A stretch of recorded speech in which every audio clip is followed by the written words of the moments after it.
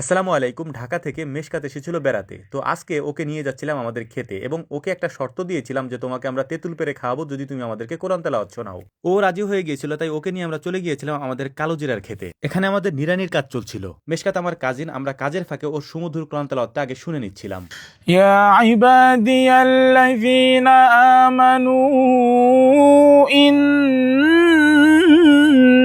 أرضي واسعة فإياي فاعبدون كل نفس ذائقة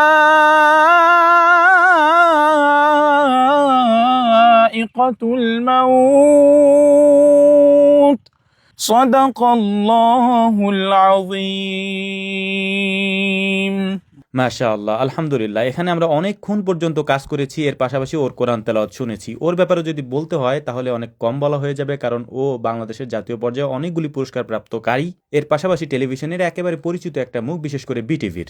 যেহেতু আমরা ওয়াদা করেছি তেঁতুল পেড়ে খাওয়াবো, তাই আমাদের গাছে অল্প কিছু তেঁতুল ছিল, তো সেগুলি আমরা পারছিলাম গাছ থেকে পেরে সুন্দর করে তেঁতুলগুলিকে এখান থেকে নিয়ে যাচ্ছিলাম। বেশিরভাগ তেঁতুল এখানে বেলে তেঁতুল বলি আমরা আঞ্চলিক ভাষায়। এই বেলে তেঁতুলগুলি কাঁচাই খাওয়া যায়। তো আলহামদুলিল্লাহ তেঁতুল পাড়া হয়ে গিয়েছে। তেঁতুলগুলিকে এখন নিয়ে যাবো হচ্ছে বাড়িতে নেওয়ার পর আমাদের যে কাইয়াল থাকে, কাইয়াল বলে এটাকে, যেটার মধ্যে আমরা ছেঁচনি দিয়ে ছেঁচি, ওইটার মধ্যে ছেঁচে তারপর মাখানোর চেষ্টা করবেন ইনশাআল্লাহ। তো আমি অসুস্থ হওয়ার পর থেকে নিয়ে সবাই আমাকে পরামর্শ দেয় তেঁতুল খাওয়ার জন্য। তেঁতুল খেলে নাকি প্রেশার কমে, অর্থাৎ যেহেতু আমার হাই প্রেশার, এই হাই প্রেশার কমানোর জন্য নাকি তেঁতুল খেতে হয়। তাই মাঝে মাঝে আমার খেতে হয়, মানে আমি খাই আর কি। আমি জানি না যে এটাতে আসলে প্রেশার কমে কিনা। টকের জন্য বিখ্যাত আমাদের বাড়িতে ছোট্ট একটা কমলা গাছ আছে। এইটার কমলা এত বেশি টক, যেটা আসলে আমার কাছে মনে হয়েছে যে দুনিয়াতে মনে হয় এর থেকে বেশি টক অন্য কিছু নাই। তো এইটা কেউ খাইতেই পারে না। আমি নিজ হাতে সুন্দর করে একটা কমলা ছিলে আনিস ভাইকে খাইয়ে দিয়েছিলাম পুরোটা, কিন্তু উনি পুরোটাই খেয়ে ফেলেছে। ওনার নাকি কিছুই হয়নি, তবে টক লেগেছে। উনি বলতেছে যে টক লেগেছে, কিন্তু আসলেই অনেক টক। তো যাই হোক, আলহামদুলিল্লাহ গাছ থেকে অনেকগুলি মরিচ ছিঁড়ে নিয়েছি। ছিঁড়ে নেওয়ার পর এই সুন্দর করে তেঁতুলগুলোকে হালকা করে ধুয়ে নিয়ে আমরা আমাদের কাইয়েল বলি এটাকে, এটার মধ্যে দিয়ে দিয়েছি। দেওয়ার পর ছেঁচনি দিয়ে সুন্দর করে ছেঁচে এগুলোকে আমরা একেবারে ভর্তার মতো বানিয়ে ফেলছিলাম।